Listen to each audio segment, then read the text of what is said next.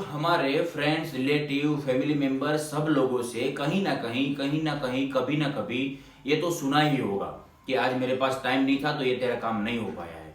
आज मेरे पास टाइम नहीं था तो ये काम मैं नहीं कर पाया, बाजार नहीं जा पाया। किसी ने अगर इम्पोर्टेंट काम दिया हुआ है, वो बोलता है कि मेरे पास टाइम न होने की वजह से मैं ये नहीं कर पाया। तो क्या आपको भी ये प्रश्न ज्यादा रहता है? अगर आपको किसी ने काम दिया है और आप उसको नहीं कर पाए और आपको बोलना पड़ता है कि यार आज मेरे पास टाइम नहीं था और मैं ये काम नहीं कर पाया, तो फिर आपको ये वीडियो पूरा देखना चाहिए, क्योंकि ये वीडियो देखने के बाद आप ये प्रश्न कभी नहीं बोलोगे या फिर ये आंसर कभी नहीं दोगे कि आज मेरे पास टाइम नहीं था। मैं आपको इतना तो यकीन के साथ बता सकता हूँ। हेलो दोस्तों, केम छो, नमस्कार। मैं भार्गव सियानी आप सबका स्वागत करता हूँ। अगर आप इस चैनल के अंदर नए हो तो इस चैनल को सब्सक्राइब और लाइक जरूर कर दीजिए।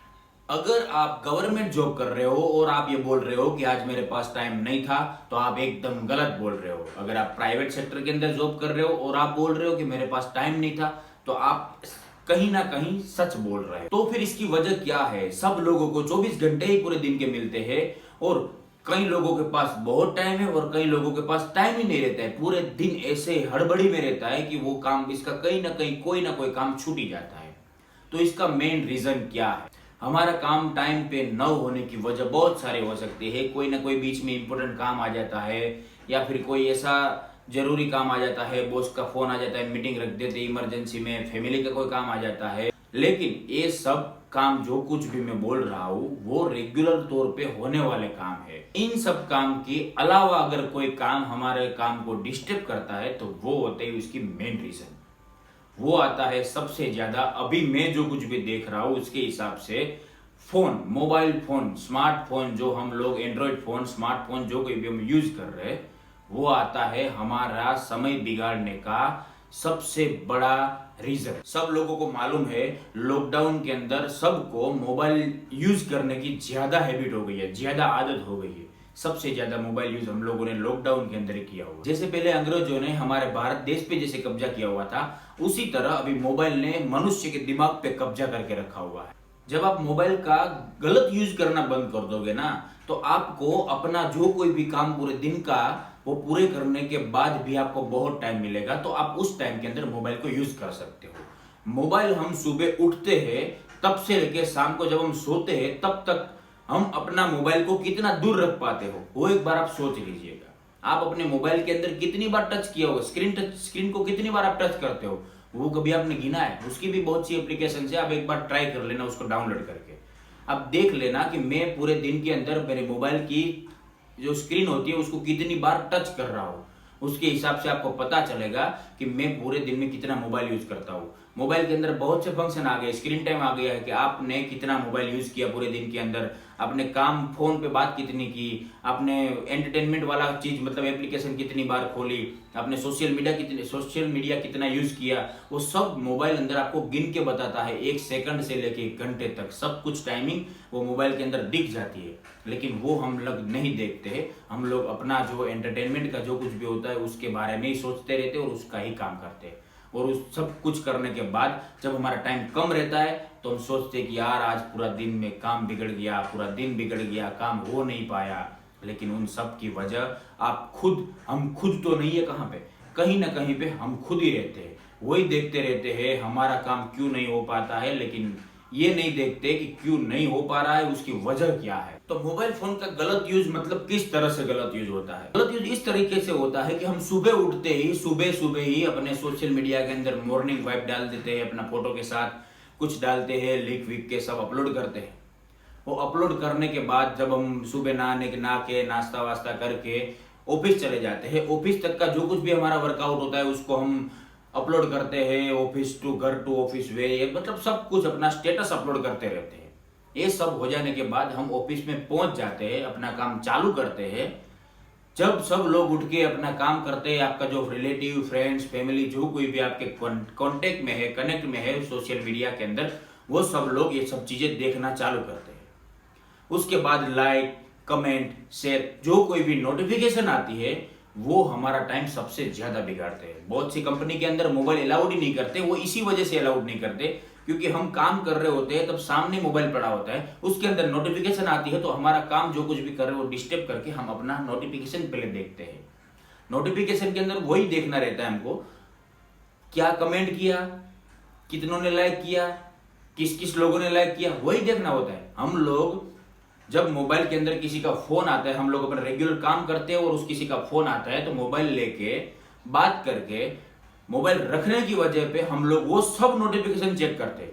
किन किन लोगों ने मेरा जो कुछ भी स्टेटस डाला था, मैंने जो कुछ भी पोस्ट डाली थी, वो किन किन लोगों ने लाइक कमेंट किया, उसके अंदर क्या क्या कमेंट किया, उसके रिप्लाई देने बैठ जाते हैं।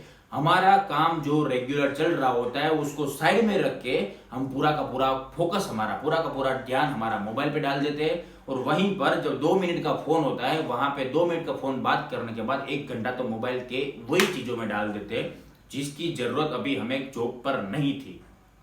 तो यहाँ पर हमारा बहुत सा फालतू का समय बिगड़ जाता है। ये हम सब की बात कर रहा हूँ, इसके अंदर मैं भी आ जाता हूँ कहीं ना कहीं, कभी ना कभी मैंने भी ऐसा किया होगा। लेकिन मैंने जब ये सब ट्राई किया, मैंने सब सोचा देखा, उसके बाद से मैंने जब करना बंद किया तो मेरे पास टाइम ज्यादा रहता है मोबाइल यूज करने के लिए। काम करने के बाद मोबाइल यूज करने का भी टाइम ज्यादा रहता है अगर आप एक बार सही तरीके से मोबाइल का यूज करना चालू कर दोगे तो। मोबाइल के अंदर नोटिफिकेशन के हम गुलाम बन चुके हैं, एक तरह से बोला जाए तो ये भी बोल सकते हैं। जब कभी भी किसी की भी नोटिफिकेशन आती है, स्क्रीन के अंदर जैसे ही लाइट ऑन होती है, कोई भी काम कर रहे हो तुरंत उस पर नजर जाती है और हमारा जो कोई भी हम काम कर रहे हो वो छोड़ के उसके ऊपर लग जाते हैं। मोबाइल का इस्तेमाल करना है तो एक उसका परफेक्ट शेड्यूल बना दो। हम जो काम कर रहे हो उसके अंदर तो मोबाइल का यूज जरूरी है, लेकिन जो कुछ भी हम जो साइड में जो एक्टिविटी कर रहे हैं ना, उसके लिए आप एक टाइम शेड्यूल बना दो तो बहुत सा फर्क पड़ेगा आपका काम के अंदर। आपके पास बहुत सारा टाइम बचेगा और अपना काम रेगुलर तरीके से हो पाएगा। अब आप लोग बोलोगे कि ये सब का मतलब क्या है, मोबाइल लिया है तो काम यूज तो करना पड़ेगा। यूज करने से आपको कौन मना कर रहा है? आप यूज करो मोबाइल को, लेकिन उसका कोई एक लिमिट होती है, टाइम होता है।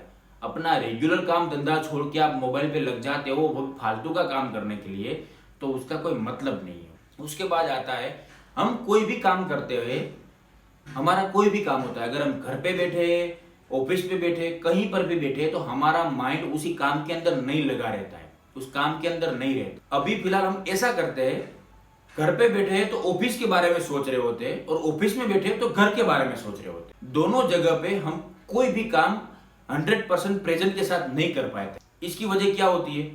हमारा माइंड का एक जगह पे कंसंट्रेशन होना, हम एक जगह पे ध्यान नहीं लगा सकते। उसकी वजह से आप ऑफिस के अंदर काम कर रहे हो और घर के बारे में सोच रहे हो कि आज मेरे को घर जाते वक्त सब्जी लेके जानी है, ये चीज लेके जानी है, रास्ते में से एक नई नई चीज, फल फ्रूट सब कुछ भी लेना है। घर के बारे में सोचते सोचते आप ऑफिस का काम करोगे, ऑफिस का काम लेट ही होगा और उसके अंदर आप 100% प्रेजेंट नहीं दे पाओगे और आपका काम अच्छी तरह से होगा ही नहीं। घर पे बैठे बैठे हम वही सोचते हैं कि बॉस ने मुझे मेल करने के लिए बोला था, अब वो मेल मैं भूल गया हूँ, कल जाके क्या बात होगी, मेरे को ये काम करना था, प्रोजेक्ट के बारे में फाइल सबमिट करनी थी उसको, ये सब कुछ ऑफिस के बारे में घर बैठे बैठे सोचोगे तो घर के अंदर आप अपना माइंड नहीं लगा पाओगे। माइंड कॉन्सेंट्रेशन आपका 100% प्रेजेंट नहीं रहेगा। आप दोनों जगह से ऐसे करोगे तो आपका माइंड डिस्टर्ब हो जाता है। उसकी वजह से जो कोई भी आप काम कर रहे हो, जो आप अगर आप 100 की स्पीड में काम कर रहे हो तो उसके अंदर आपकी स्पीड 50 से 70 हो जाएगी, स्पीड घट जाएगी। आपका माइंड दो तरफ का काम कर रहा है, इसीलिए आपको जहां पर भी आप काम कर रहे हो वहां पे अपनी 100% फोकस करोगे,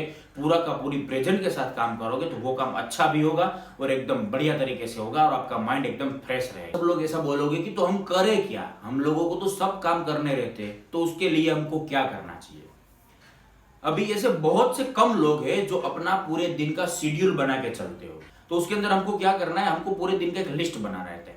इंपॉर्टेंट काम, अर्जेंट काम, अनइम्पोर्टेंट काम, अनअर्जेंट काम, और जो लास्ट वाला रहता है मतलब जिसकी अभी हमें इमरजेंसी नहीं है, अनइमरजेंसी वाले काम, उन लोगों का एक एक मतलब उसका एक लिस्ट बनाना रहेगा। इंपॉर्टेंट काम जो कुछ भी उसको आप पहले नंबर पे रख लेंगे, मुझे ये काम है इंपॉर्टेंट काम जो मुझे करना ही है। इंपॉर्टेंट काम के अंदर अपना ऑफिस का काम आ सकता है, हमारा घर का कोई ऐसा काम है जो उसको इंपॉर्टेंट काम में आप ले सकते हो।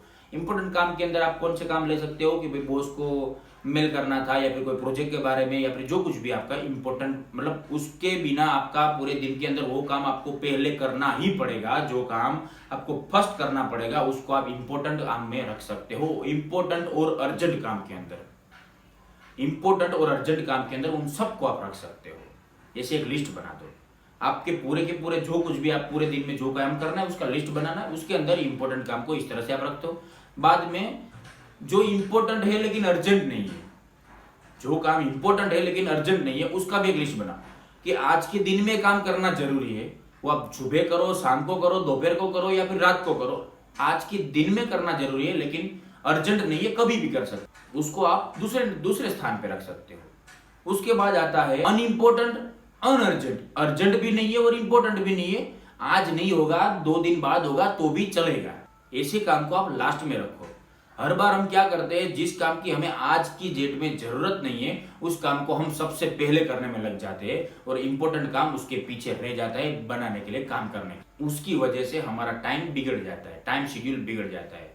मैं जो कुछ भी बोल रहा हूँ एक बार आप ट्राई करोगे तो आपको मालूम पड़ेगा कि ये एकदम ईजी रहता है। आपको अपने इंपॉर्टेंट काम, अनइम्पोर्टेंट काम, अर्जेंट अनअर्जेंट काम के बारे में पता चल जाएगा ना, तो आपके पास बस टाइम ही टाइम रहेगा। जो कोई भी पूरे दिन के काम रहते हैं उसको आपको पहले पहचानना होगा कि कौन सा काम इंपॉर्टेंट है, कौन सा अर्जेंट है, कौन सा अनइम्पोर्टेंट है, कौन सा अनअर्जेंट है। अर्जेंट ज्यादा नहीं है, इंपॉर्टेंट ज्यादा नहीं है, वो काम को आपको एक वाइज सॉर्टिंग करना पड़ेगा, तभी आपको पूरे के पूरे दिन का शेड्यूल के बारे में एकदम अच्छी तरीके से सेट हो जाएगा। तभी आपको पता चल जाएगा कि मैं इतने टाइम से जो इंपॉर्टेंट नहीं था वो काम कितनी जल्दी कर रहा था और इंपॉर्टेंट था उसको मैं कितना पीछे रख रहा था, कितना साइड पे करके अपना दूसरा काम कर। एक बार ट्राई कीजिए, 1 महीने के लिए ट्राई कीजिए, आपको 1 महीने के अंदर रिजल्ट मिलेगा। अगर आपको और कोई प्रश्न हो तो आप मुझे कमेंट में बता सकते हो, मैं आपको वहीं पर रिप्लाई जरूर देता हूँ। आपको ये वीडियो अच्छा लगे तो लाइक शेयर जरूर कीजिएगा और अपने दोस्तों को भी बताइएगा इस टाइम शेड्यूल के बारे में, ताकि उन लोगों को भी पता चल सके। Thank you.